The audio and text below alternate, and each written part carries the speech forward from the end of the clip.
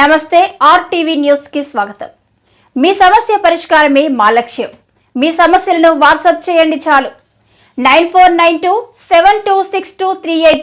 మా వార్తలు మీకు నచ్చినట్లయితే లైక్ చేయండి, షేర్ చేయండి, సబ్స్క్రైబ్ చేయడం మాత్రం మర్చిపోకండి।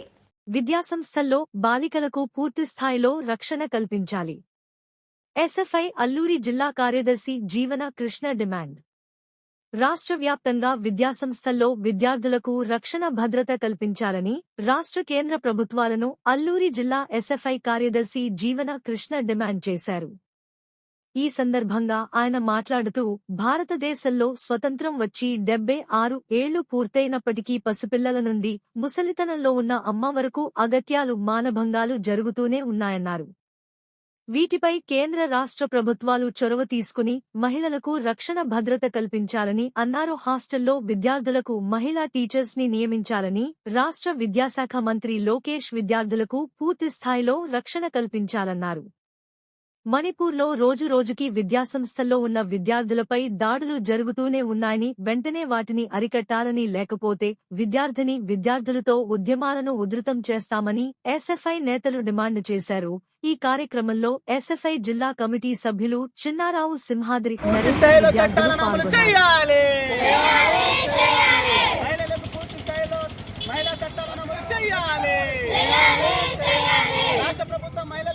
స్థాయిలో చట్టాలను అమలు చేయాలి। మహిళలపై జరుగుతున్న దాడులను వెంటనే అరికట్టాలి।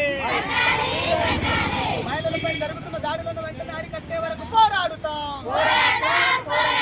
నంద్యాలలో ఇంటర్మీడియట్ విద్యార్థినిపై పెట్రోల్ పోసి దాడి చేసిన వ్యక్తిని కఠినంగా శిక్షించాలి। నంద్యాలలో ఇంటర్మీడియట్ విద్యార్థినిపై పెట్రోల్ పోసి సజీవ దహనం చేసిన వ్యక్తిని కఠినంగా శిక్షించాలి। అల్లూరు జిల్లాలో ఏకలవ్య చదువుతున్నటువంటి విద్యార్థులపై అగత్యానికి పాల్పడిన అనూప్ సింగ్ పటేల్ వెంటనే అరెస్ట్ చేయాలి। మహిళలకు పూర్తి స్థాయిలో రక్షణ భద్రత కల్పించాలి। మహిళలకు పూర్తి స్థాయిలో రక్షణ భద్రత కల్పించే వరకు పోరాడుతాం। మహిళలకు పూర్తి స్థాయిలో రాష్ట్ర ప్రభుత్వం చట్టాలను అమలు చేయాలి। నా పేరు Karthik Srini, SFI district president. ఈరోజు మనం చూసినట్లయితే నంద్యాల జిల్లాలో ఇంటర్మీడియట్ చదువుతున్నటువంటి విద్యార్థినిపై కఠినంగా పెట్రోల్ పోసి సజీవ దహనం చేసినటువంటి విషయాన్ని మనం చూస్తున్నాము। ఎవరైతే పెట్రోల్ పోసి సజీవ దహనం చేశారో ఆ వ్యక్తిని ప్రభుత్వం కానీ పోలీస్ డిపార్ట్మెంట్ కానీ కఠినంగా శిక్షించాలి।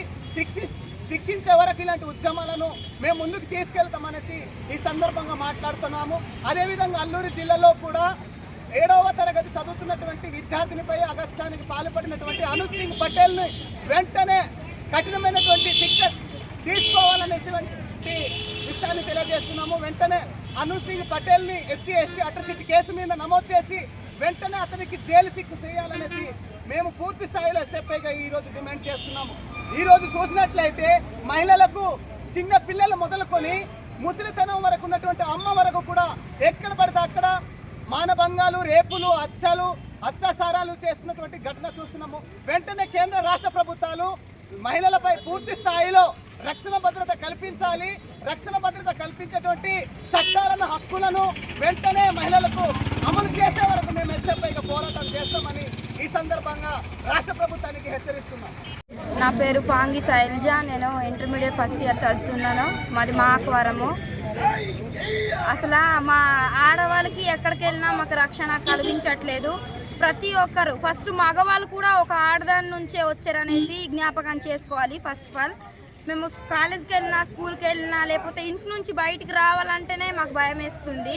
ప్రతి ఒక్కరు ఎవరు చూసినా సరే ఫస్ట్ మగవాళ్ళందరూ కూడా ఫస్ట్ ఆఫ్ ఆల్ ఒక తల్లి నుంచి, ఒక ఆడదాని నుంచే వచ్చామనేసి ఫస్ట్ వాళ్ళు జ్ఞాపకం చేసుకోవాలి। మాకు ఎక్కడికి వెళ్ళినా చాలా భయం అనిపిస్తుంది। కాలేజ్కి వెళ్ళాలన్నా, టీచర్స్ మగవాళ్ళు ఉన్నా సరే, లేకపోతే ఆడవాళ్ళు ఎక్కడికున్నా సరే తినాలన్న భయమే, నవ్వాలన్న భయమే, కూర్చోవాలన్న భయమే। మాకు ఫస్ట్ ఆఫ్ ఆల్ మాకు రక్షణ కావాలి।